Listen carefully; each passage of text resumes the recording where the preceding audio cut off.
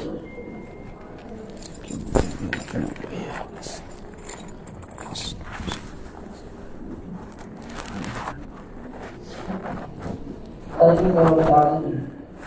pada hari ini, hari Jumaat bertarikh pada 27 hari 10 2023, kita bersama-sama berada di dalam program Bicara Ilmu bagi sesi yang ke-29 bagi sesi tahun 2023, yang mana penceramah kita pada hari ini ialah Ustaz Fadilul Islam selaku penolong pengarah sektor latihan dan perkalian. Tajuk kita pada hari ini ialah Kami Bersama Palestin. Jadi sebelum saya menyerahkan majlis ini sepenuhnya kepada penceramah kita sebentar lagi, izinkan saya untuk membuat sedikit maklumat. Jadi untuk makluman, semua kita telah mewujudkan sebuah tabung yang mana tabung tersebut merupakan tabung kemanusiaan untuk rakyat Palestin yang sedang berkorban, melawan dan mempertahankan tanah air mereka. Dan tabung kecemasan ini akan bergerak sehingga 30 November 2023, dan sumbangan tuan-tuan akan disalurkan kepada rakyat Palestin melalui JAKIM selaku penyelaras utama agensi-agensi hal ehwal agama Islam. InsyaAllah kesemua tabung-tabung tersebut akan berada di sekitar kawasan tingkat 4 bangunan ini. Oleh itu amat diharapkan bagi siapa yang berkemampuan agar dapat menyalurkan sedikit sedekah untuk sampai kepada mereka. InsyaAllah tidak mampu untuk kita ke sana, tetapi kita boleh bagi apa yang kita mampu untuk mereka. Jadi tanpa membuang masa lagi, melalui bicara saya serahkan majlis ini sepenuhnya pada Ustaz Fadilul Islam untuk mengupas dengan lebih lanjut berkaitan dengan tajuk kita pada hari ini. Dengan segala hormatnya saya mempersilakan. Bismillahirrahmanirrahim. Terima kasih Saudara Ashraf selaku pengerusi barisan pengarah-pengarah kanan, pengarah-pengarah, sahabat-sahabat rakan sekerja Yayasan Dakwah Islam Malaysia. Alhamdulillah, innal hamdalillah nahmaduhu wa nasta'inuhu wa nastaghfiruh wa na'udzu billahi min syururi anfusina wa min sayyiati a'malina. May yahdihillahu fala mudilla lahu wa may yudlil fala hadiyalah. Nashhadu an la ilaha illallah wa anna Muhammadan abduhu wa rasuluh. Subhanaka la ilma lana illa ma 'allamtana innaka antal alimul hakim. Allahumma rabbi shrah li sadri wa yassir li amri wahlul 'uqdatam min lisani yafqahu qawli. Amma ba'. Jadi pertamanya alhamdulillah, marilah kita bersama-sama memanjatkan setinggi-tinggi kesyukuran kehadrat Allah Subhanahu Wa Taala atas limpah dan rahmat dan juga kasih sayang Allah Subhanahu Wa Taala ni telah memberi kita jaminan dan juga anugerah keamanan, tidak ada bom yang akan gugur pada pagi ini insya-Allah. Dan kita dalam keadaan tenang dan sejahtera, dalam keadaan yang tidak ada ketakutan dan juga keraguan, dan itu semua adalah nikmat Allah Subhanahu Wa Taala. Dan sampai hari ini lagi kita masih mampu untuk bekerja dan hidup seperti biasa, dan berbeza dengan saudara-saudara kita di Palestin, di Gaza terutamanya. Jadi untuk pada hari ini tajuk dia agak sedih lah. Kita tulis Kami Bersamamu. Kalau tahu rancangan Bersamamu tu, tahulah kan, kat rancangan TV3 tu dia akan jadi hibur, sedih dan sebagainya lah. Tapi pada pagi ini mungkin selepas hampir 20 hari peperangan Taufan Al-Aqsa, Gaza dibedil, kita tahu kan, kita maklum semua dah, saya kira semua dah meratap dan juga bersedih. Dan saya kira ada setengah daripada kita, termasuk diri saya sendiri pun dah tak tergamak nak tengok dah video-video yang dah disebarkan, terutamanya daripada Telegram ataupun Twitter yang sekarang ni X, dan beberapa lagi yang kalau Facebook memang tak muncul lah. Facebook ni dia dah memang bash betul-betul lah. Maksudnya dia dah ban semua berkaitan ni kecuali story lah. Tapi video-video saya dah try 2-3 kali memang kena ban lah di Facebook dan juga Instagram. Instagram pun dia tapis juga. Tapi ala kulihal, pada hari ini adalah kita lebih kepada untuk educate ataupun mendidik diri kita sendirilah, dan termasuk diri saya sendiri. Dan apabila diberitahu oleh Puan Rita untuk menyampaikan tentang Al-Aqsa ni, saya teringatlah tahun 2013-2014 lebih kurang. Masa tu ada peperangan Asfil Ma'kul, yang kita ambil daripada surah Al-Fil kan, macam mana daun yang dimakan seperti ulat, kan, peperangan tu diambil daripada surah Al-Fil, dan kalimah itu adalah kalimah yang penting lah, sebab pada tahun 2015 Hamas melancarkan intifadah. Masa tu mereka mengangkat pisau-pisau kan, mereka mengangkat tanda apa, maksudnya mungkin untuk kebangkitan rakyat tu, tapi intifadah ketiga ni dia agak suram sikit pada 2015, dan sehinggalah beberapa serangan-serangan yang kecil.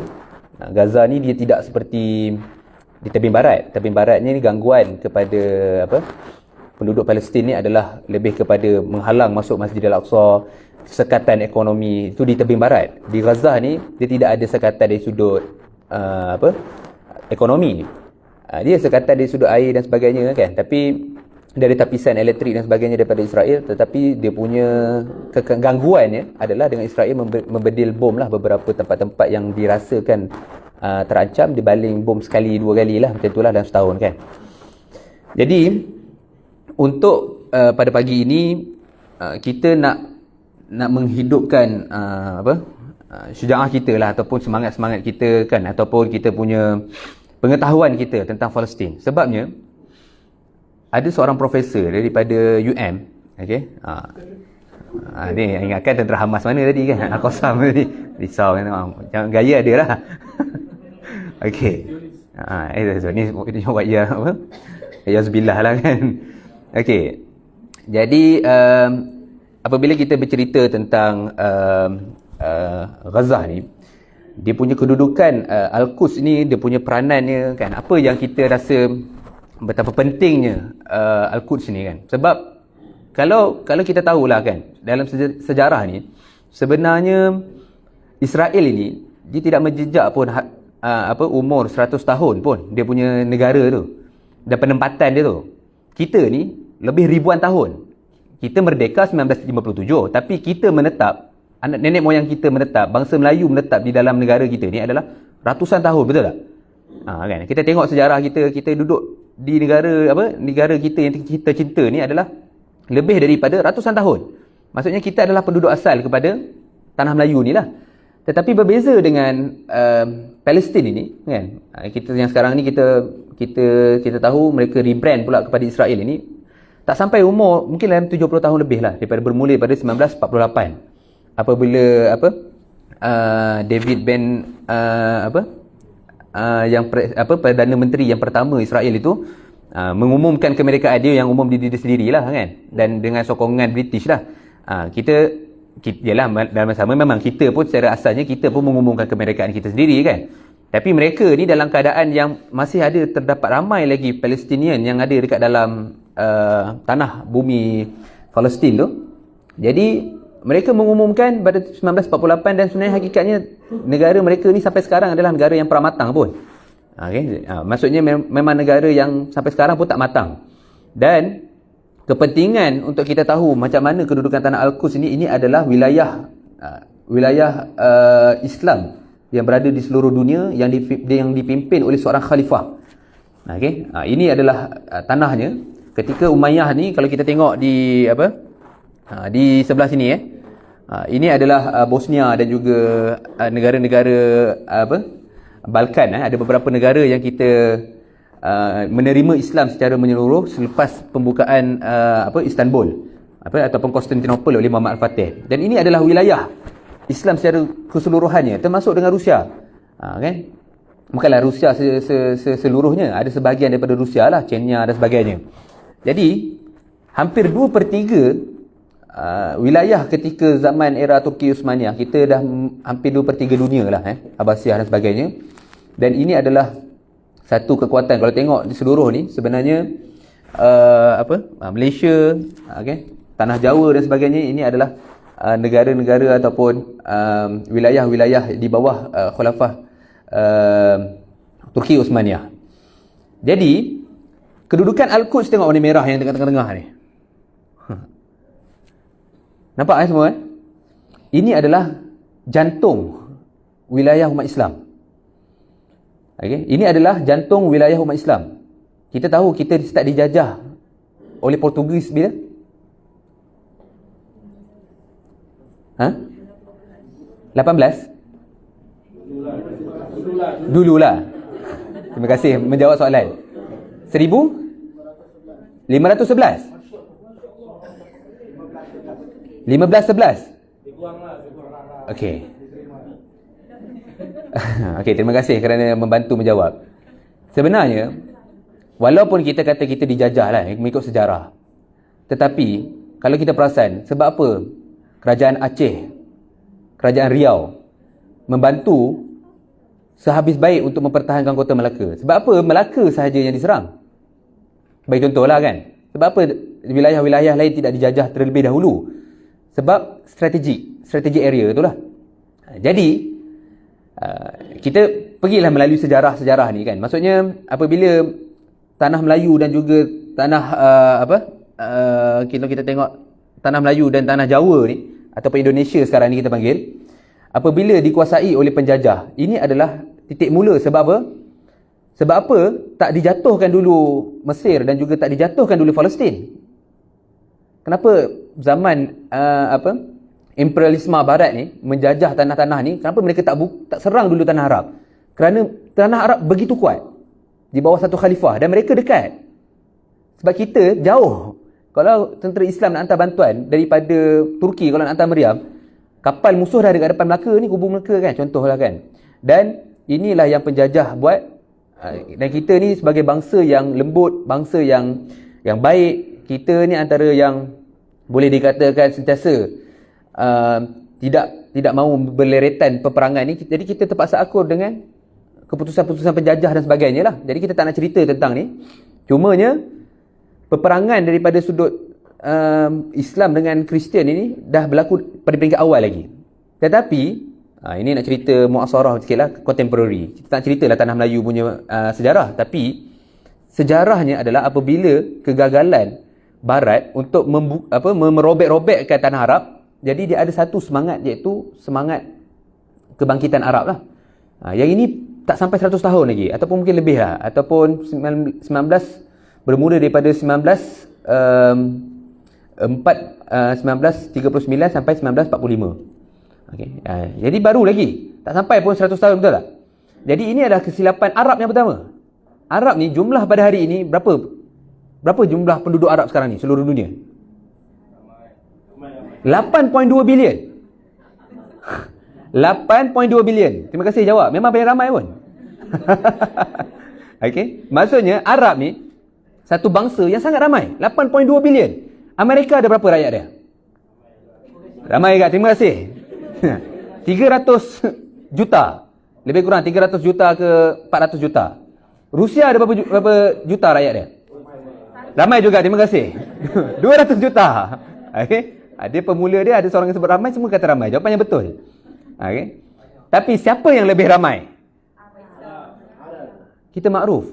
Tetapi sampai sekarang, sampai hari ini, kita lihat betapa lemahnya Arab. Dan sebenarnya peperangan Taufan Al-Aqsa ni adalah untuk meniupkan kebangkitan Arab sebenarnya. Sebab apa? Jom kita susuri sejarah lah. Okay. Jadi ini adalah kepentingan bumi Al-Aqsa, sebab dia adalah maruah kita. Dia berada di tengah-tengah wilayah wilayah umat Islam, dan ini adalah tanah suci umat Islam. Yang ketiga, betul tak? Ini adalah tanah suci kita. Bagaimana kalau kita pergi ke Saudi Arabia tapi dijajah dan juga kita duduk dalam keadaan tanah penjajah sebagai contoh kan? Tapi itu tidak terbayanglah, sebab siapa yang pernah ziarah ke Masjidil Aqsa tu dia tahu macam mana teruknya layanannya kan. Okey, jadi sedikit pengetahuan. Mungkin ada orang yang kata Kubah As-Sakhra ni ataupun Kubah Kuning ni dia adalah Masjidil Aqsa. Bukan. Masjidil Aqsa ni adalah satu masjid, dia macam Masjidil Haram lah. Kan? Masjidil Haram ni ulama ada dua pendapat. Solat yang dapat 100 kali ganda ganjaran tu, di mana kedudukannya? Adakah dia betul-betul di masjid? Ataupun di pekarangan masjid tu yang dibina oleh kerajaan Saud ni, dikembangkan dan dikembangkan, ataupun satu lagi adalah di tanah haram. Jadi ada dua pandangan. Ada yang kata berada di masjid betul-betul, ataupun dari mana kerajaan Saudi itu kembangkan masjid, di situlah masjid yang akan mendapat 100,000 ganjaran. Tapi yang paling rajih dan paling sahih adalah seluruh tanah haram.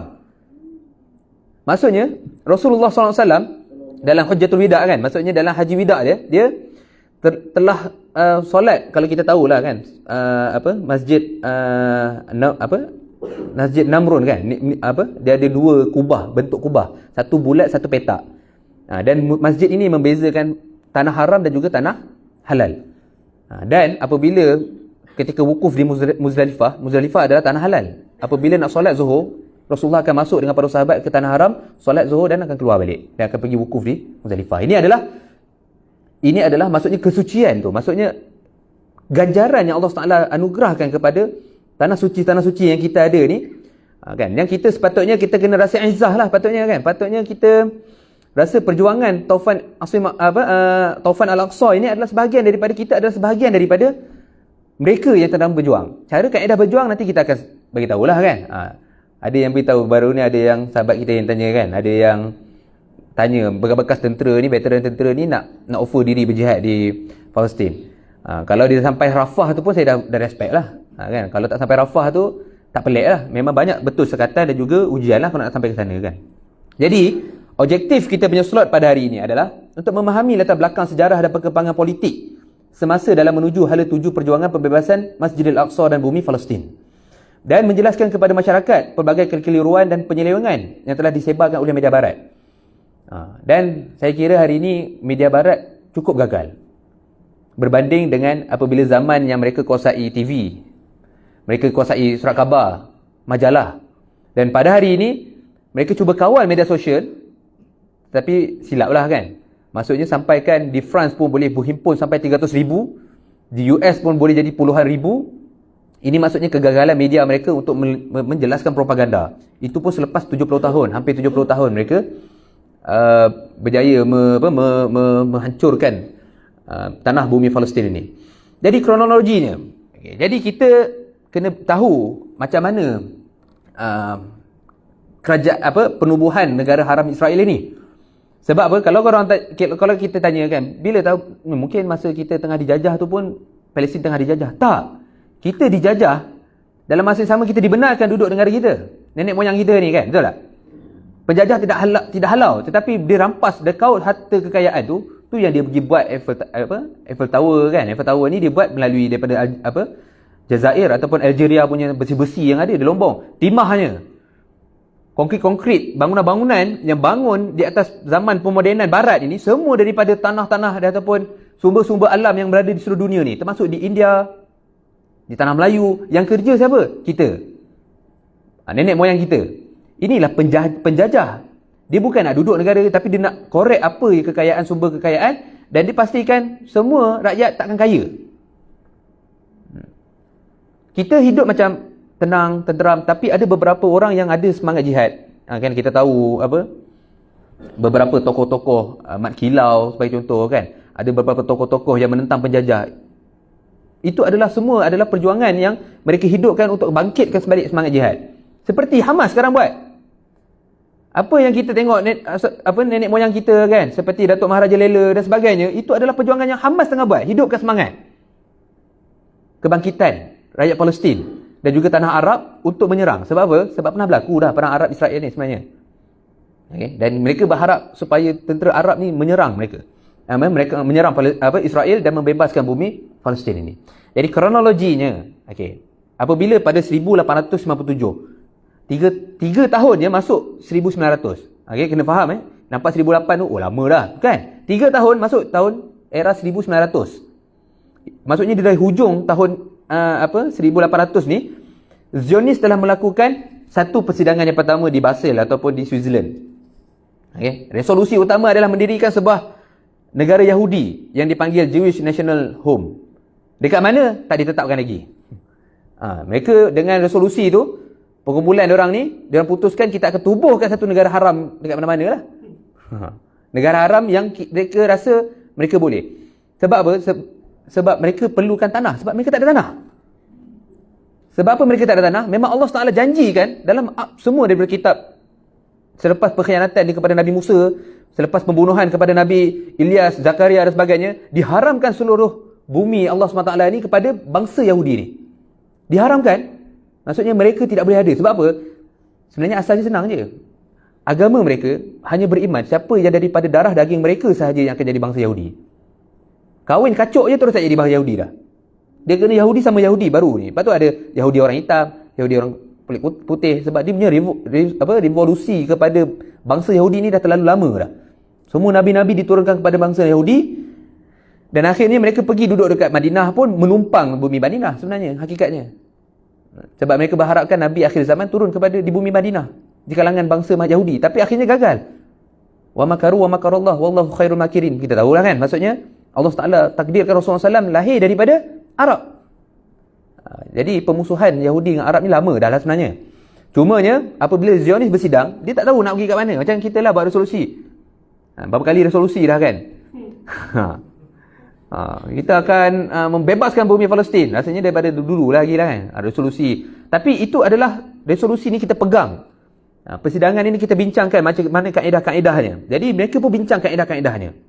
Jadi apabila berlaku peperangan dunia yang pertama, okey, peperangan dunia pertama berapa tahun? Berapa tahun? Tak lama. Kali ni salah sikit. Minta maaf 4 tahun je. Tak lama. Saudara Faiz pun dah berapa 6 tahun dah jadi, betul tak? 4 tahun ni sekejap je sebenarnya. Tetapi peperangan ni mengorbankan ratusan juta. Ini adalah perebutan kuasa antara barat lah. Ini adalah perebutan kuasa barat yang mereka tak puas hati lah. Lepas inilah kemuncaknya apabila semua nak memodenkan negara dan akhirnya berkelahi sesama mereka. Pada asalnya Portugis dah ambil, lepas tu bertelagah dengan Belanda, lepas tu bertelagah pula dengan Britain, bertelagah pula sesama mereka. Rusia pun nak imperialisme juga, China pun rasa kuat, pun join sekali dengan Soviet, dan termasuk juga dengan Jepun. Dan mereka rasa mereka kuat, ada lebih kurang ratusan juta penduduk. Dia pun buat penjajahan baru dekat sebelah Asia. Berlaku Perang Dunia yang kedua. Ini perebutan kuasa besar. Yang kita kena tahu, sunatullah dia macam tu. Dan dunia Islam pun telah mengalami perkara itu. Tunggang terbalik pun, Khilafah Uthmaniyah bertukar daripada Umayyah pergi ke Abbasiyah, Abbasiyah pergi ke Uthmaniyah. Semua tu ada perubahan daripada tampuk pemerintahan. Tapi masih ada wilayah lagi lah. Dan sehinggalah betul-betul lemah Turki Uthmaniyah tu akhirnya digulingkan pada 1924. Sebenarnya kekalahan yang pertama adalah pada 1919. Okay? Dan daripada tu dia adalah persidangan dan sebagainya. Akhirnya khalifah dikeluarkan daripada Turki, ditendang, dan naiklah Kamal Atatürk dan sebagainya lah. Jadi status Palestin sebagai wilayah mandat ataupun dijajah oleh Britain atau British, ekoran kekalahan khalifah Turki Uthmaniyah dalam peperangan dunia yang pertama. Sebab peperangan dunia yang kedua berapa tahun? Lebih kurang 6 tahun, betul? Tetapi mengorbankan ratusan juta orang juga. Ini kita memang bermandi darah lah kan ketika zaman tu kan. Dan ketika itu tanah Melayu tak adalah teruk sangat sebenarnya. Teruk. Ada penjajahan, ada serangan, ada komunis dan sebagainya. Bagi kita teruk. Tapi di dunia Eropah sana lagi teruk. Macam mana bayangkan Nazi boleh bunuh 6 juta Yahudi dalam beberapa tempoh sahaja. Bayangkan. Ratusan jutaan nyawa mati macam tu je. Sebagai contoh lah. Bukan kita kata kita kesiankan Yahudi. Tapi nak beritahu peperangan tu memang merosakkan seluruhnya kan. Jadi tuan-tuan dan puan-puan yang dirahmati Allah sekalian, apabila kita bercerita tentang Palestin ni, kita kena tahu macam mana bentuk muka bumi Palestin ni. Inilah ketika zaman Islam memerintah Khalifah Turki Uthmaniyah, ini adalah wilayah Palestin. Okay? Dia ada panggil sanjak Jerusalem kan, sanjak Kerak, dan sebahagian daripada tu. Yang atas tu Damascus tu adalah Suria lah kan. Dan Beirut dan Lebanon ini pun sebahagian daripada Syria sebenarnya. Ini adalah wilayah.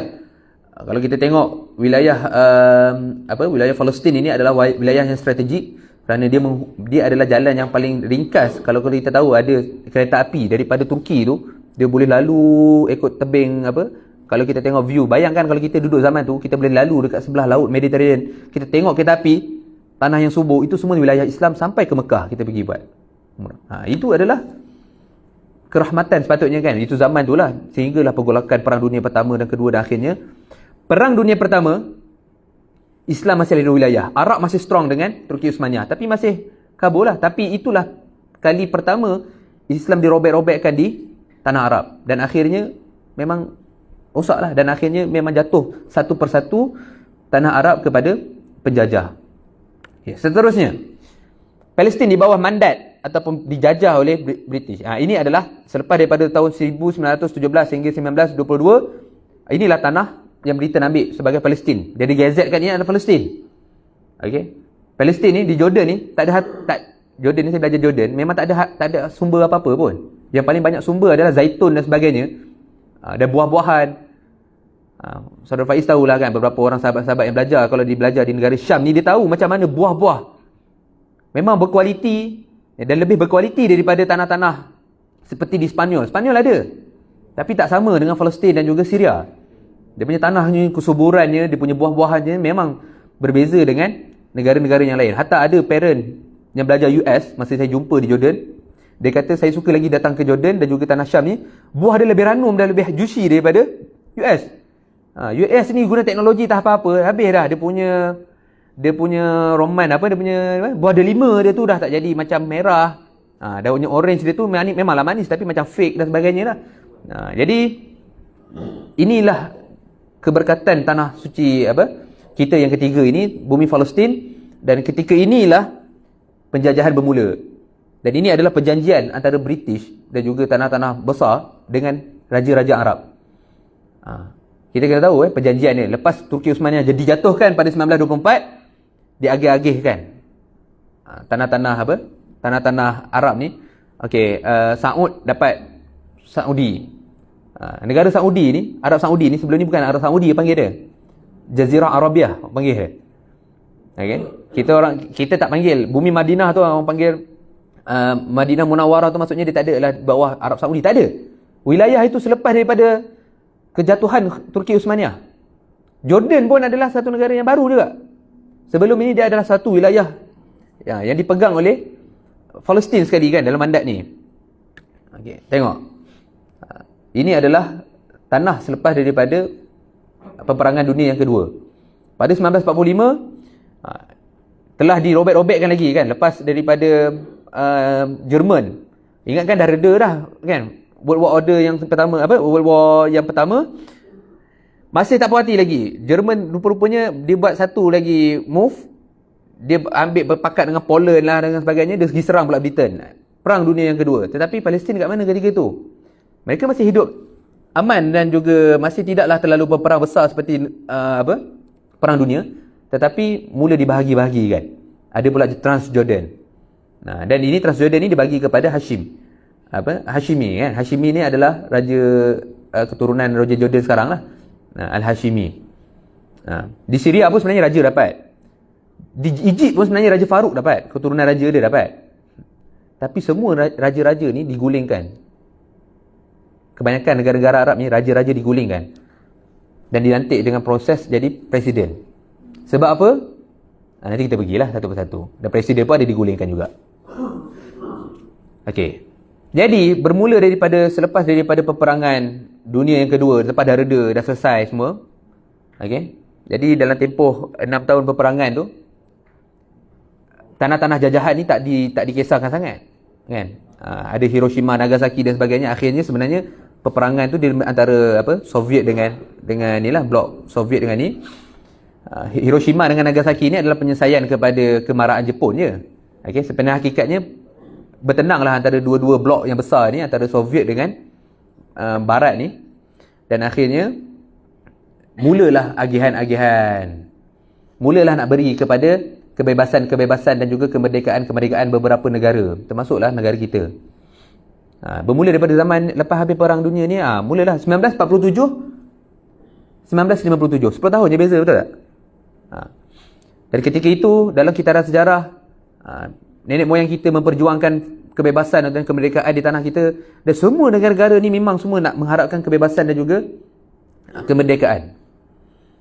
Jadi selepas daripada 1947 resolusi, ini resolusi yang pertama PBB ni paling tak function lah kan.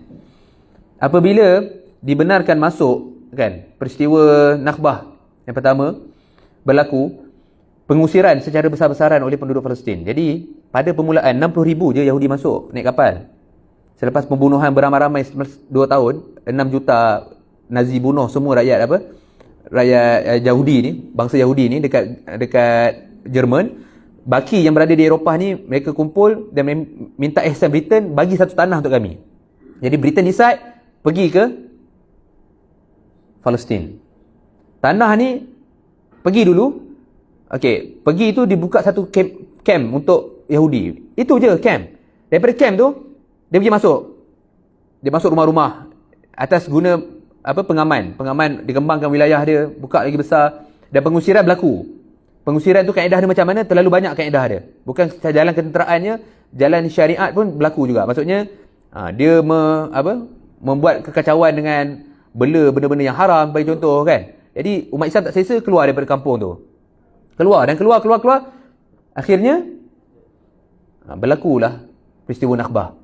Iaitu penderitaan ataupun pengusiran secara beramai-ramai, dan sebab itulah Yahudi disebut Nakbah kan. Dia nak berlaku lagi pengusiran kepada Gaza dan juga tebing barat secara total. Jadi resolusi yang pertama memang tak menyelesaikan masalah pun. Ini adalah sebenarnya tanah yang telah disepakati antara Palestin dengan Israel kan. Contohnya Tel Aviv mereka ambil. Ini semua adalah tanah ni, yang putih ni semua adalah tanah Palestin. Dan kita tahu ini adalah semua mukhayyam. Yang sebelah bawah ni tak ada orang duduk sangat pun. Padang pasir. Okey, tanah subur ni sebenarnya kat sini. Ni dah. Ni. Ini semua tanah subur. Dekat sini semua ada lembah. Ini ada Tasik Tabari kalau kita tahu. Ini Tasik Tabari, ini Laut Mati. Ini kosong semua ni. Ini Laut Merah. Dan inilah Laut Mediterranean. Okey, jadi kita kena tahu, bawah tu tak ada orang pun duduk kat bawah tu. Okey, kat bawah ni memang hanya minimum saja. Yang paling padat duduk kat sini lah, kat Jerusalem. Sebab tanah yang subur. Tanah yang yang barakah, yang Allah Taala limpahkan. Dan surah At-Tin kita tahu kan. At-Tin wa Zaitun kan. Bumi Palestin lah. Bumi Syam, bumi Mesir dan sebagainya. Dan seterusnya. Inilah peperangan Arab yang pertama. Selepas kemasukan ataupun Nakbah yang pertama berlaku, Arab pun tak puas hati. Sebab mereka ni berpecah-pecah mengikut negara sebab semangat Arab, betul tak? Mereka bersetuju dengan Britain. Lawrence Arabia tu memainkan peranan untuk hidupkan semangat perkauman Arab ni, sehingga mampu menghimpunkan Arab daripada Syria sehingga ke Mesir, sampai ke Sudan, sampai ke Jazair, untuk menyerang Turki Uthmaniyah ataupun civil war, peperangan saudara. Dan akhirnya negara semua dipecah-pecah, tapi semangat Arab tu masih ada. Apabila keputusan Britain bagi kepada Yahudi, keputusan tu tak dipersetujui oleh Arab secara total. Tapi Israel ni, dia punya backup dia PBB.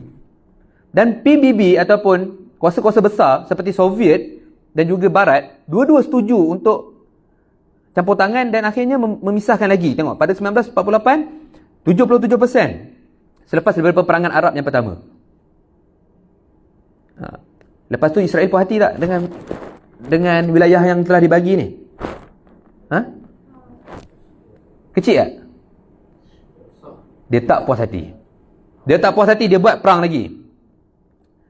Perang 6 hari pada 1967. Ini adalah detik paling kritikal, sebab masa itulah Golan di Syria, okey, Bukit Golan dijajah oleh Israel. Seluruh semenanjung Sinai dijajah oleh Israel. Ni nampak ni. Semua ni adalah tanah Israel. Perang 6 hari je. Israel dengan penuh bongkaknya, dengan penuh semangat dia pun konon-kononnya nak jadi macam Jepun lah. Okay? Nak jadi membuka beberapa wilayah baru kan. Dan juga dia pergi serang seluruh Sinai, dan dia pergi serang Syria, dan Jordan pun sebenarnya ada sebahagian daripada Jordan dia ambil. Perang 6 hari. Bayangkan masa tu Arab ni macam terlalu lemah dan terlalulah kritikal, sampai ke Sinai boleh jatuh. Sebab apa? Dia nak terusan Suez ni. Ini terusan Suez ni. Setiap cukai, setiap kapal yang lalu melalui terusan Suez tu, semua dapat duit. Kan? Maksudnya, inilah yang kita katakan jiwa imperialisme, jiwa penjajah. Tapi tak kuat. Kan? Sebab apa? Dia seorang je. Okay. Dia kuat sebab apa? Sebab ada Britain. Okey, kita tengok sejarah. Ini Arab Israel yang kedua, betul tak? Tadi peperangan Arab Israel yang pertama 1948. Arab semua serang. Maksudnya Saudi serang, Egypt serang, Syria serang. Akhirnya PBB datang, selesaikan masalah. Konon-kononnya selesai lah. Sebenarnya tak selesai pun. Okey. Pada 1967 serangan tu dibuat dan Israel berjaya. Ini Israel menang. Beza berapa tahun? 6 tahun je. Inilah detik yang paling kritikal di mana Mesir melakukan peperangan seperti Hamas buat pada hari ini. Serangan mengejut pada bulan Ramadan, yang mana sepatutnya bulan Ramadan ni orang Islam jadi apa? Jadi lemah lah, betul tak? Kita tak larat, betul tak? Tapi pada bulan Oktober, ni Oktober juga. Pada bulan Oktober, Mesir melancarkan satu serangan mengejut. Dan serangan itu mendapatkan Sinai balik, keseluruhan Sinai, sampai ke pintu Rafah. Dan Golan tu dapat balik kat Syria.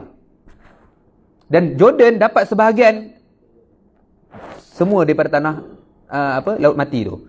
Ini peperangan Arab yang kita panggil perang Yom Kippur War kan. Maksudnya adalah pada 1973, beza 6 tahun saja. Dan kalaulah UN tak masuk campur ataupun PBB tak masuk campur, run up lah Israel masa tu. Memang satu lagi, kita pernah tengok Netflix kan. Mesti semua tahulah kot Netflix kan. Ada satu cerita nama dia The Angel. Inilah manusia yang paling binatang sekali. Saya senang cerita binatang lah. Pengkhianat umat Islam keseluruhannya, Ashraf Marwan. Dan akhirnya dia mati dalam keadaan terhina dekat UK. Duit banyak, billionaire. Ada kondominium, mati jatuh daripada balkoni. Siapa buat? Wallahu ta'ala alam. Ashraf Marwan. Inilah ejen Mesir yang mengkhianati umat Islam keseluruhannya, yang memaklumkan kepada Mossad, dan akhirnya Israel berjaya marakan front line dia, tentera dia sampai ke pintu Rafah tu lah. Kalau tak dimaklumkan, Israel memang tak ada dah. 1973 tu Arab je semua di tanah suci kita tu pun tak kisahlah siapa, yang penting Arab lah yang duduk situ kan. Dan tidak ada lah bangsa Yahudi sepatutnya lah. Tapi disebabkan seorang pengkhianat yang memaklumkan tentang strategi peperangan ni, dan akhirnya Israel berjaya maklum dekat negara NATO dan sebagainya, PBB, dan akhirnya perang tu berlangsung beberapa hari, dan macam biasalah perjanjian lagi, resolusi lagi. Jadilah resolusi 338 dan menjadikan daerah ni peperangan ya. Syria masuk campur. Mula-mula Mesir dulu masuk campur. Tentera Mesir serang secara mengejut. Tak ada orang yang tahu. Selepas Anwar Sadat naik, menggulingkan Jamal Abdul Nasir. Jamal Abdul Nasir ni dia pro-Soviet. Anwar Sadat ni dia pro bukan maksudnya dia bersama. Dia lebih kepada negara barat. Tetapi apabila Britain datang, semua suruh bincang balik kan, akhirnya mereka bagi-bagi balik tanah. Dan Syria dapat balik Golan mereka. Lebanon dapat tanah sikit daripada selatan tu. Dan sampai sekarang dah, inilah peta selepas daripada 1973. Ini adalah serangan-serangan yang berlaku pada 1973. Kita Yadim ditubuhkan pada 1974, setahun lepas tu. Kan? Maksudnya dalam kitaran sejarah, maksudnya berlaku penubuhan, maksudnya di negara kita ni pun tengah berlaku revolusi Islam yang baik, dan di negara tanah Arab pun berlaku satu revolusi yang baik sepatutnya lah. Tapi ada pengkhianat yang akhirnya West Bank kita tengok. Ini adalah tebing barat. Pembinaan penempatan Yahudi di tebing barat. Selepas daripada 1973 tu dah stop dah. Kira dah ada perjanjian. Memang Israel pun dah takut, sebab kali ni memang dia tak boleh kalahkan tentara Arab pun sebenarnya. Dan hakikatnya dia hanya stay dekat dalam Israel tu sebab ada perjanjian dengan Britain, dan juga ada jaminan kuasa-kuasa besar je. Seperti hari ni lah yang kita tengok kan. Jadi West Bank kalau kita tengok, sebab apa dekat tengah tu tiba-tiba dia sedut masuk ke dalam, betul tak? Perasan tak? Mana ni? Ni, nampak ni? Kenapa dia sedut masuk ke dalam? Sebabnya di tengah-tengah tu adalah Masjid Al-Aqsa. Sebelah kiri tu, maksudnya semua sebelah kiri tu adalah penempatan Yahudi. Sebelah kanan tu semua adalah penempatan Islam, Muslimin. Okey. Jadi kalau kita perasan dia punya border dia tu kan, maksudnya akhirnya dia punya titik temunya adalah pada dinding Masjid Al-Aqsa. Dan penempatan Yahudi, sebab apa Yahudi buat juga? Sebab dia rasa sebahagian daripada tanah tu adalah tanah dia. Dan dia korek cari Haikal Sulaiman, sampai sekarang tak jumpa. Betul tak? Kalau ada, dah lama dah memang ada kat atas mimbar tu, betul tak? Haikal Sulaiman yang dicari-cari tu tak jumpa-jumpa. Haikal Sulaiman ni kira Nabi Sulaiman, ketika zaman Nabi Sulaiman dia ada bina satu istana yang dikatakan yang istana Balkis terkejut. Ingatkan air rupa-rupanya kaca ataupun batu marmar lah kan. Dia dok berharap adalah lagi benda tu. Dah tak ada dah. Sebab apa? Sebab lepas daripada Nabi Sulaiman wafat, peperangan besar berlaku dalam dunia dan mungkin dah hancur dah pun Haikal Sulaiman tu. Dah semua berebut tanah yang apa, bandar yang benda yang besar, yang mahal. Piramid tak berebut sebab apa? Ha? Sebab piramid ni tak wujud pun. Orang tak jumpa pun. Dulu dia tenggelam dengan padang pasir. Sekarang baru orang jumpa balik. Lepas tu itu pun orang korek lagi Mesir tu kan. Orang korek lagi tanah-tanah pasir apa? Tanah-tanah pasir jelus yang ada dekat apa tanah. Tapi maksudnya zaman tu tak ada pun, orang tak jumpa pun piramid tu. Kalau jumpa piramid tu berebut lagi, pecah lagi piramid kan. Contohlah. Tapi nak beritahu, Haikal Sulaiman tu dah tak ada dah, tak wujud dah. Koreklah sedalam mana pun memang takkan jumpa dah. Takkanlah buat bawah tanah sebagai contoh kan. Orang tak logik lah, orang pertikaikan. Dan akhirnya dia stop lah. Dan dia tahu Masjid Al-Aqsa tu adalah masjid yang terakhir ataupun itulah tapak pembinaan Haikal Sulaiman. Dan mereka nak ambil separuh, ambil sebahagian. Lepas tu lah ada setengah tempat ni, kalau kita pergi, siapa yang pernah pergi lah, saya tak pernah pergi. Okay, walaupun saya belajar Jordan, saya tak pernah pergi Masjid Al-Aqsa. Sebab saya bersama dengan, dia ada dua pandangan. Syekh Ra'id Salah daripada Imam Palestin dan juga ada Syekh daripada apa, Yusuf Qaradawi dan sebagainya tak melarang untuk pergi. Sebab kalau kita pergi, dan sahabat-sahabat saya di Palestin pun yang dia kata dia lebih tenteram dengan ijtihad Yusuf Qaradawi. Sebab Syekh Yusuf Qaradawi dia beranggapan kalau kita pergi, kita menyumbang kepada Israel dan kita mengiktiraf pula Israel. Maksudnya kita chop, walaupun bukan chop ni, maksudnya kita iktiraf Israel tu dan kita masuk ziarah melalui kerajaan negeri, Israel. Itu pandangan saya lah. Jadi kalau yang pergi dan yang dah pergi, jangan rasa bersalah pula, astagfirullahalazim kan. Salat taubat. Sebab apa? Sebenarnya ada dua pandangan. Tapi benda ni ijtihad je lah. Kan? Harapnya ada satu betul, dapat dua, salah dapat satu. Cumanya, kalau siapa yang pernah pergi, ni saya cerita daripada kisah kawan-kawan saya lah kan. Orang-orang Palestin yang berada di West Bank, mereka boleh berniaga, betul tak? Mereka hidup, duduk dekat kaki lima dan sebagainya. Tapi, secara hariannya, dia tak boleh lebih daripada 20,000 skala apa dah dia punya mata wang. Pendapatan dia tak boleh lebih. Kalau lebih, Israel absorb. Maksimum penduduk Palestin sampai 20,000 je perniagaan dia boleh pergi. Maksudnya takkan kaya pun berniaga kat situ. Dan sebenarnya memang sekatan tu memang terlalu teruk di West Bank. Kan? Setiap daripada Palestin kena lalui daripada border Jordan tu kena lebih daripada 10 checkpoint. Jadi tuan-tuan hadirin hadirat yang kita tahu adalah realiti di West Bank ni, dia tak sama penjajahan ketamakan Yahudi ni. Kezaliman orang Yahudi ni memang sampai sekarang kan. Yang kita tengok apa, kita panggil genocide, yang kita nampak pembunuhan beramai-ramai yang dikatakan dulu Hercules apa, masa peristiwa Nazi bunuh orang tu, yang dia bunuh ni adalah 70 tahun, ratusan ribu rakyat Palestin mati, jutaan mungkin kan. Jadi kita balik kepada kita punya peta ni, pembinaan penempatan haram. Okey, ni penempatan haram Israel. Maksudnya ini Masjid Al-Aqsa ni. Ini kan. Jadi dekat sekeliling ni, sebelah kiri, nampak sebelah kiri kan, Masjid Al-Aqsa ni adalah tanah Yahudi. Dan sebelah kanan ni semua orang Islam kat sini. Betul lah kadang-kadang kita tahu tentera Israel blok pintu masuk dan sebagainya. Sebab memang di West Bank tu memang semua tentera Israel boleh masuk. Nak serang rumah mana-mana pun boleh bila-bila masa saja di West Bank tu. Tapi bila rakyat bangkit, dia semua lari, masuk daripada tembok balik, sorok kat belakang tembok balik. Bila rakyat di West Bank bangkit. Tapi di Gaza langsung takkan berani dia masuk. Bila last kali Yahudi keluar daripada Gaza? Israel keluar daripada Gaza? Intifadah pertama? Tak. Intifadah pertama, Israel masih ada dalam pada 1987 kan. Israel masih duduk lagi kereta kebal dekat dalam Gaza tu, dia melilau naik motor dan sebagainya. Tentera-tentera Israel masih jalan dekat ni. Gaza, Israel keluar secara total pada 2005. Baru lagi. Betul tak? 2005, Israel dah tak berani dah masuk Gaza. Dan ketika itulah Hamas semakin, ataupun tentera Al-Qassam semakin kuat. Okey, jadi sejarahnya adalah perjanjian Oslo 1953. Okey, almost 30 tahun lepas. Okey, perjanjian Oslo ni lah yang telah meredakan lagi kemarahan dan juga kebangkitan rakyat Palestin selepas tanah dijajah, tengok tu. Walaupun sepatutnya hakikatnya adalah ini adalah tanah Palestin, sepatutnya janjian tu lah. UN kata ini tanah Palestin. Tapi checkpoint yang ada 10 tu semua Israel pegang. Dah kat mana Palestin punya kuasa? Maksudnya baik tak payah bagi negara kan. Baik UN ni tak payah bagi negara. Sebab apa? Bagi negara pun tak function kat sini. Ini semua ni adalah tanah Israel yang Dia bubuh checkpoint dia bubuh kereta kebal dia.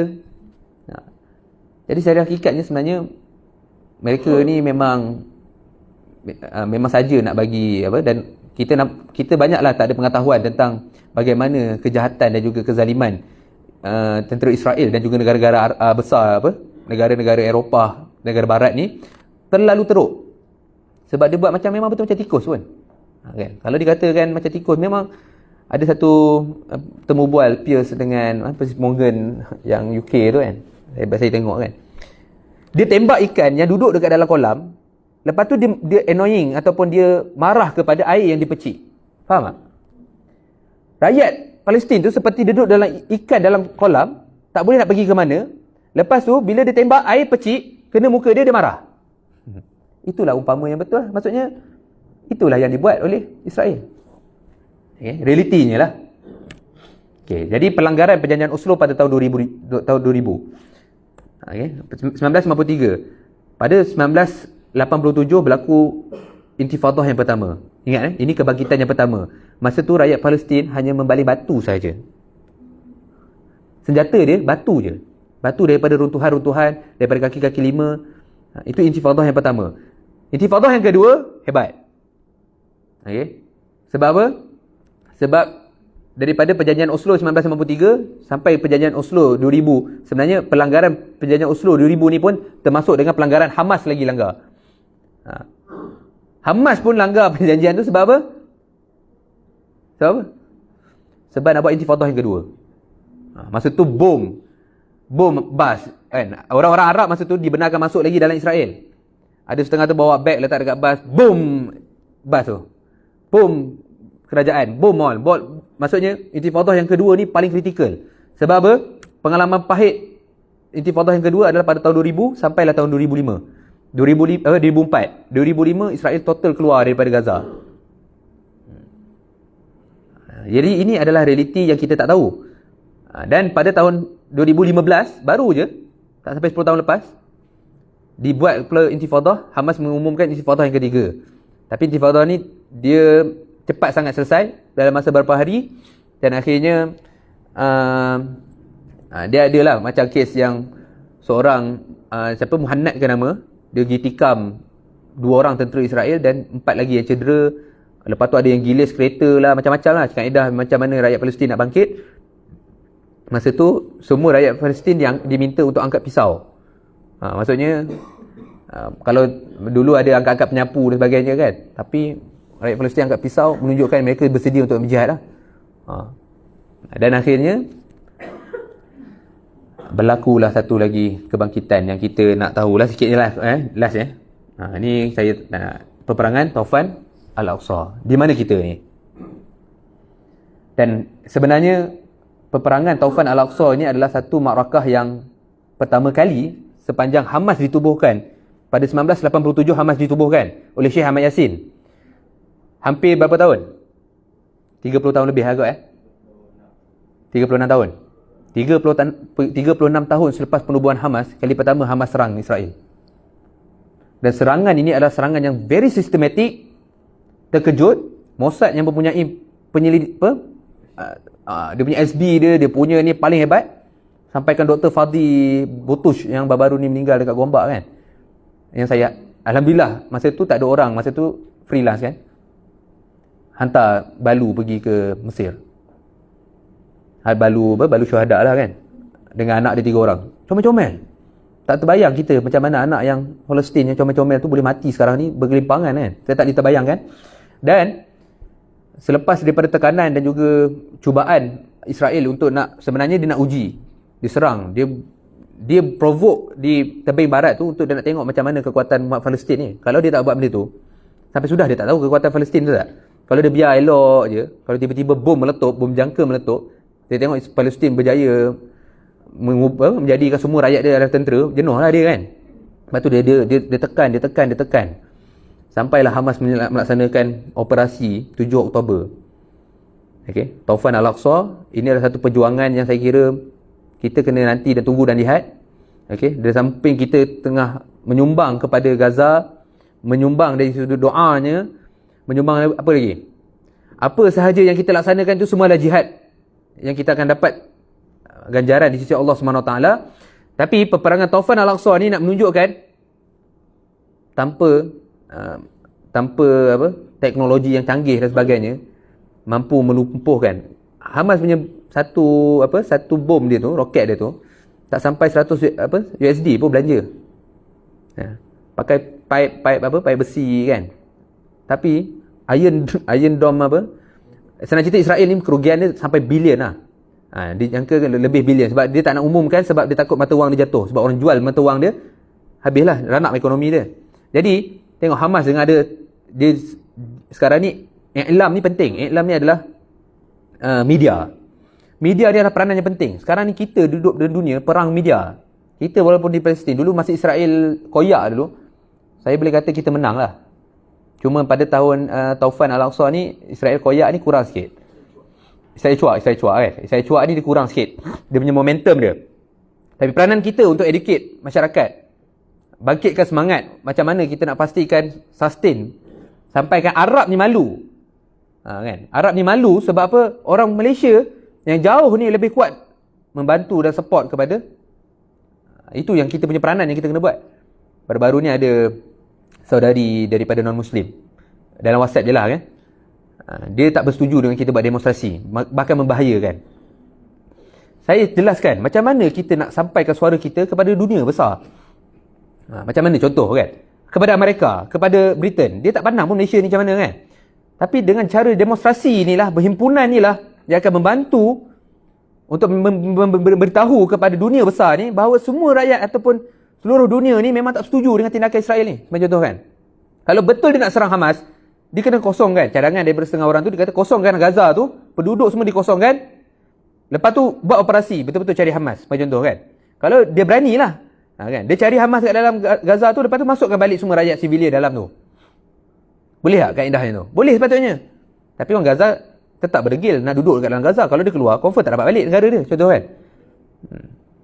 Jadi dia tetap berada dalam tu. Dan dia katakan Hamas ni adalah human shake kan. Kalau tak, dia tak keserang pergi masuk ke dalam Israel, betul tak? Dan kita tengok betapa hebatnya Al-Qassam ni, dia buat video-video nak beritahu mesej yang jelas. Bila dengan budak-budak, dia tak bunuh pun. Bila dengan keluarga yang angkat bendera putih kan, yang surrender, dia tak bunuh, dan dia bahkan dia protect lagi. Dan mungkin jadi sebahagian lelaki tu jadi tahanan. Sebenarnya ramai je kan yang Israel jumpa, body-body ataupun yang mati dekat Israel ni 2,000-3,000 orang. Itu yang dijumpai. Hakikatnya lebih daripada tu. 4,000 mungkin, 5,000 mungkin kan, tentera yang mati, yang dibunuh oleh Al-Qassam. Sebab tu maruah Israel ni memang tercabar lah. Apa kesan kepada Israel? Kerugian dia sekarang ni mungkin dijangka lebih daripada $2 bilion Amerika. Okay? Pembelanjaan Amerika 14 bilion untuk ketenteraan. Dalam masa 20 hari 2 bilion dah rugi dolar kan. Maksudnya dalam tambah lagi berapa kan, nak sampai 14 setahun pembelanjaan Amerika punya operasi tentera dia, macam contoh kan. Jadi sebenarnya teruk lah kan. Maksudnya apa yang berlaku kepada Israel. Tengok dia punya perbincangan dia ni. Ini pada siri-siri pertama. Semua yang baju hitam ni, yang hitam ni, dia adalah pembangkang sebenarnya. Dia sebenarnya sebelum ni adalah Menteri Pertahanan Pembangkang. Tapi dia ni memang memang kejam, memang orang kata binatang lah kan. Sangat syaitan. Kan? Sebab masa dia jadi pembangkang dia memang evil lah kan. Dan Netanyahu boleh panggil dia untuk jadi Menteri Pertahanan pula. Masa selepas 7 Oktober tu.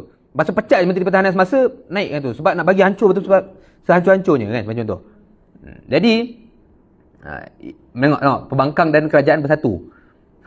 Untuk sebab diserang kan. Maksudnya perpecahan di kalangan mereka ni ada. Tapi bila mana mereka dihadapi satu tekanan yang baru, dia boleh bersatu. Tapi sebenarnya rakyat dia tengah berkecamuk lah. Jadi neutralisasi Arab Israel gagal. Sebelum ni, masa perang Arab 1973, semua negara Arab tak iktiraf Israel dan tak ada pun kedutaan. Bahkan ada kedutaan Palestin lagi dekat negara-negara Arab. Tapi normalisasi Arab ni lah yang menyebabkan Saudi pun hampir mengiktiraf. Yang mengiktiraf menjadi Morocco, Maghribi. Lepas tu UAE. Dan ada beberapa negara lagi, 2-3 negara yang mengiktiraf dan ada kedutaan.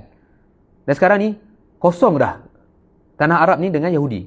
Selepas pembunuhan 2 orang pelancong Yahudi dekat Mesir. Kosong dah. Penduduk Israel ni diminta kosongkan semua tanah Arab. Okay. Kesan dia memang sangat-sangat besar. Maksudnya Hamas berjaya menghilangkan, memumpuskan semua neutralisasi ataupun segala perjanjian damai antara Arab dengan Israel. Kesannya, maruah tentera terbaik dunia, terhebat dunia, tercanggih dunia. Apa sahajalah kan. Kalau dia kata diiktiraf oleh mereka, Israel lah antara yang buat teknologi yang hebat-hebat, canggih-canggih, lepas tu Amerika tiru. Kononnya lah. Tapi hakikatnya pengecut kan. Dari sudut latihan dan teknologi, sampai sekarang pun, dia tak masuk pun serangan darat. Tak berani nak masuk. Cuba masuk, mati. Kematian tentera melebihi daripada 3,000 orang. Dan mungkin lebih daripada tu. Ini maruah. Okay? Yang dikatakan hampir 70 tahun konon-kononnya merdeka. Konon-kononnya lah kan. Tapi malu dengan satu Gaza yang besarnya lebih besar Perlis, lebih besar Singapura daripada Gaza. Okay? Jadi ini satu muhasabah untuk Gaza kan, Gaza Strip. Jadi kesan kepada Gaza dan rakyat Palestin sudah tentu kan, kita akan meratapi dan juga kita bersedih hati dengan anak-anak kecil. Hampir 40 ke 50% penduduk Gaza adalah kanak-kanak. Sebab mereka ni kahwin muda, umur 16 tahun. Macam abang sepupu saya, Nadir An-Nuri kan. Ustaz Nadir ni, dia pergi sana, dia kahwin dengan balu umur 35 tahun. Ada anak instan 5. Anak syuhada lah, anak syahid kan. Maksudnya balu tu balu syuhada. Ada 5 orang anak. Sekarang dia jadi atuk dah pun. Dia dah jadi atuk dah, Ustaz Nadir kan. Ada anak dia, ada cucu dah. Dia ada cucu daripada anak tiri dia kan. Tapi nak ceritanya, memang nature Gaza macam tu, kahwin muda. Sebab itulah kanak-kanak ramai. Penuh kan. Maksudnya umur 15, 16 dah kahwin. Tapi maksudnya itqannya rakyat Gaza ni adalah dia tak pernah pun abaikan pelajaran pendidikan dan sebagainya. Mereka struggle untuk keluar daripada Gaza, pergi belajar. Sebab tu kita tengok Syahid Dr. Fadi kan, sampaikan SB Malaysia kata, kenapalah dia orang ni tak beritahu yang ni orang penting Hamas ke apa kan. Hamas ni sampai sekarang tak ada orang tahu siapa dia punya leader dia. Muhammad Deif. Muhammad Deif ni adalah general tertinggi Brigade Al-Qassam. Sampai sekarang pun muka yang terbaru Muhammad Deif ni orang tak tahu. Israel pun tak tahu. Maksudnya yang last kali muka dia masa tahun 2005 tu, 2004 tu. Muka muda dia. Mungkin muka 20-an kan. Sekarang ni dah 40-an, 50-an ni, orang tak tahu muka dia macam mana. Sampai sekarang kan. Termasuk juga dengan muka jurucakap rasmi Hamas, Abu Ubaidah. Pun tak diketahui macam mana muka dia. Daripada kecil dia latih. Suara halus kan. Tapi itulah menyengat hati-hati pemimpin-pemimpin Israel ni. Sampai sekarang mereka tak mampu nak dedahkan dunia. Siapa the real terrorist? Bahkan dia yang mendedahkan diri dia sebenarnya, dia ialah teroris. Betul tak? Dengan membunuh kanak-kanak ribuan kanak-kanak. Tengok baby, saya tak sanggup lah tunjuk gambar-gambar yang lebih radikal daripada ni. Memang tak tergamak dan juga tak sanggup. Cukuplah gambar-gambar yang macam ni kan, tenungan mata anak-anak Palestin. Dan mereka ni sebenarnya adalah golongan-golongan murabitun yang sentiasa bersedia untuk bila-bila masa je nak pergi. Dan insya-Allah semua ni adalah syahid di jalan Allah Subhanahu Wa Taala. Dan orang yang mati syahid ni takkan rasa sakit pun. Setiap daripada kita, kalau kita mati, insya-Allah lah kan. Maksudnya dalam hati saya mungkin akan rasa sakit. Paling minimum pun rasa sakit macam kena gigit semut lah. Semut api kan. Paling minimum lah. Kalau yang dosanya besar tu lagi dah teruk kan. Allah Taala dekat sakaratul maut pun dah diazab. Tapi orang mati syahid ni tak ada.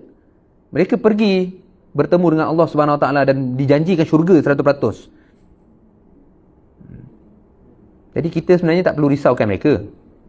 Kawan-kawan saya lah kan. Maksudnya kawan-kawan Palestin, dia kata di tebing barat lebih daripada 5 ke 7 ribu orang Palestin berada di dalam penjara Israel.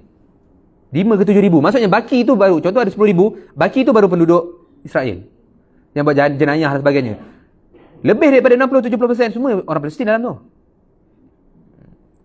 Alhamdulillah kita ada pengalaman kalau dengar daripada Datuk YDP kita, peristiwa Mavi Marmara. Daripada dia kena tangkap daripada kapal sampai ke Sudah tak nampak matahari. Sampailah keluar di Jordan. Jauh tu perjalanan. Kan? Inilah realiti yang berlaku di Gaza. Yang kita kena tahu perjuangan Taufan Al-Aqsa ni adalah satu perjuangan dan kebangkitan yang kita tahu sebenarnya rakyat Palestin ini dia sedang mengejar satu janji daripada Rasulullah SAW. Mafhum hadis ini adalah tidak akan berlaku hari kiamat sehingga kaum muslimin memerangi orang-orang Yahudi. Maka kaum muslimin akan membunuh mereka sehingga seorang Yahudi bersembunyi di sebalik batu dan pohon ataupun pokok, lalu berkata batu dan pokok itu, wahai kaum muslimin, wahai hamba Allah Subhanahu Wa Taala, Yahudi tengah ada berada di belakangku, tengah sorok kan. Datanglah dan bunuhlah dia, kecuali pohon Gharqad kan. Yang dikatakan itulah pokok pokok orang Yahudi lah. Hadis riwayat Muslim, hadis sahih. Jadi Ibnu Hajar membahaskan tentang hadis ni. Hadis ni berlaku kemungkinan ketika kebangkitan Nabi Isa AS. Ini adalah benda yang ghaib lah, benda yang kita tak tahu. 2027 yang dimaklumkan oleh Syekh Ahmad Yasin pun adalah benda yang ghaib. Benda yang dia ijtihad, mungkin karamah daripada seorang ni kan. Dan kemungkinan juga memang betul pun 2027 Israel dah tak ada, tapi Yahudi masih ada. Yahudi masih ada. Persidangan mungkin dia buat resolusi yang kedua, ketiga, keempat, lepas tu kan, untuk dah tubuhkan mana pula negara haram kan. Mungkin nak pilih negara Asia pula, Wallahualam. Tapi pada satu masa nanti orang muslimin akan penggal kepala orang-orang Yahudi ni sehingga tidak ada langsung Yahudi dalam muka bumi ni. Dan ketika itulah kiamat. Siapakah tentera muslimin itu? Kalau bukan kita, umat Nabi Muhammad SAW kan, yang kita solat, yang kita puasa, yang kita bayar zakat, pergi umrah, pergi haji dan sebagainya, itulah yang kita nak kan. Maksudnya orang-orang Palestin ni dia tak nak pun kita ni pergi buat bom ke apa. Hidup seperti biasa. Dr. Anas yang kawan saya tu dia kata, Faris, kau balik Malaysia, bagi tahu dekat orang Malaysia, belajar elok-elok, kerja elok-elok, dia kata, bangunkan negara elok-elok.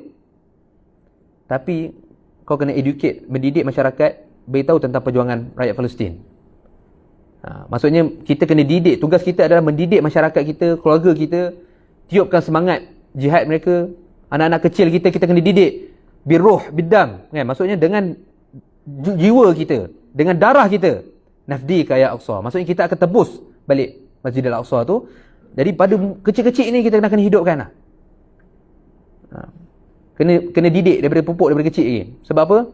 Sebab walaupun dia tak akan menjadi mujahidin ke kan, tak berperang di tanah Ma'rakah Taufan Al-Aqsa, tapi sekurang-kurangnya dia faham sebenarnya perjuangan Masjid Al-Aqsa ni adalah semang perjuangan. Ada orang kata ni perjuangan akidah. Ya, betul. Akidah bagi umat Islam. Bagi non-Muslim, kemanusiaan. Siapakah yang sanggup sebuah negara dibunuh begitu ramai manusia kan, bagi contoh kan, tanpa ada protection pula, tanpa ada pembelaan daripada negara-negara besar, apa dah tak ada fungsi dah. Mereka pada tahun 2005, 2000, 2001, 2002 yang dia masuk Iraq, dia invade Iraq, dia masuk, dia biarkan Palestin dibunuh dan sebagainya, masa tu dia kuat. Masa tu dia kuat dari segi ekonomi dia, ketenteraannya. Sekarang ni tak. Tengok dia punya presiden cakap pun kita dah tahu dah. Tak sekuat yang seperti yang kita jangka kan. Bahkan Rusia dan China pertama kali berani untuk menentang mereka di dalam UN baru-baru ni kan. Dengan kuasa NATO yang diorang ada, dia bangkang. Dicadangkan untuk gencatan senjata. Tak setuju pula. Kan? Maksudnya Rusia dah mula tunjukkan. Sebab diorang ni, kalau kuasa-kuasa besar ni, dia nak imperialisme tau. Maksudnya dia nak jajah. Ekonomi tu China tu dia nak lebih lagi. Dia tak nak sampai tahap ni je. Dia nak lebih lagi. Dia nak sampai satu dunia dagang negara dia. Contoh lah kan. Tapi itulah realitinya. Kita pun sekarang tengah berada di lepatan sejarah. Mudah-mudahan kita dalam golongan-golongan yang sedar. Dan kita golongan-golongan yang Allah Ta'ala kata murabitun. Orang-orang yang murabit. Orang-orang yang terikat jiwa-jiwanya. Orang-orang yang kehadapan dalam menyampaikan sebenarnya hakikat perjuangan ni. Dan insyaAllah suatu hari nanti kita akan solat di Masjid Al-Aqsa qariban kalau dalam bahasa Arab dia ada sanusalli ataupun saufa nusalli. Saufa ni adalah benda yang jauh yang kita tak tahu. Saufa nusalli ni maksudnya kita mungkin 20 tahun akan datang, 30 tahun. Tapi kita guna perkataan sanusalli kan. Maksudnya benda yang akan datang. Mungkin esok, mungkin lusa, mungkin tahun depan. Sanusalli fil Masjid Al-Aqsa bi tahrir Masjid Al-Aqsa, dengan pembebasan Masjid Al-Aqsa. Wallahu ta'ala alam. Aku liqauli hadza wa astaghfirullah li wa lakum. Assalamualaikum warahmatullahi ta'ala wabarakatuh. Doa dulu A'udzubillahi samii'al 'alim minasyaitonir rajim. Bismillahirrahmanirrahim. Allahumma inna naj'aluka fi nuhuri a'da'ina wa na'udzubika min syururihim. Allahumma baddid syamlahum wa farriq jam'ahum wa shattit kalimatahum wa zalzil aqdamahum wa sallit alaihim kalban min kilabik ya qahhar ya jabbar ya muntaqim ya Allah. Allah ya munzilal kitab wa hazimal wa mujriyas sahab wa hazimal ahzab ihzimhum wansurna alaihim. Allahumma a'izzal islam wal muslimin wa dammir a'da'aka a'da'ad-din wansurna man nasarad-din wakhdhul man khadhalal muslimin. Allahumma ansur islam wal muslimin wal mujahidin fi Palestin, fi Gaza, fi Iraq, fi Lubnan, fi Suriah, fi kulli makan wa fi kulli zaman. Rabbana 'alaika tawakkalna wa ilaika anabna wa ilaikal masir. Rabbana atina fid dunya hasanah wa fil akhirati hasanah wa qina 'adzaban nar.